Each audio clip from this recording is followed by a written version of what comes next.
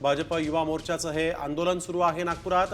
भाजपचे कार्यकर्ते आक्रमक झालेले आहेत। नॅशनल हेराल्ड प्रकरणी काँग्रेसच्या विरोधात हा मोर्चा निघालेला आहे।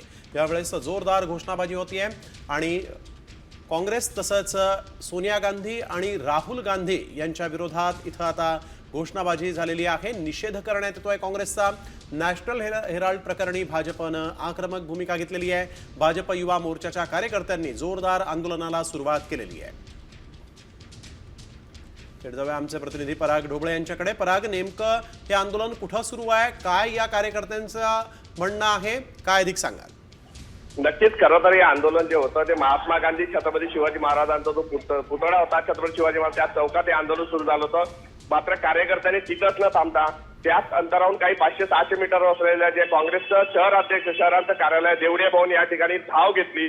त्यामुळे पोलिसांची एकच तारांबळ उडाल्याचं पाहायला मिळालं आणि भाजपचे पदाधिकारी जसे धावत सुटले पोलिसांनी त्यांना जो आहे थांबवण्याचा प्रयत्न करताना आपल्याला दृश्यांमध्ये पाहायला मिळते आहे। आता पोलिसांनी त्यांना काँग्रेसच्या कार्यालयापासून अगदी काही अंतरावर खरं तर थांबवण्यात यश मिळवलेलं आहे।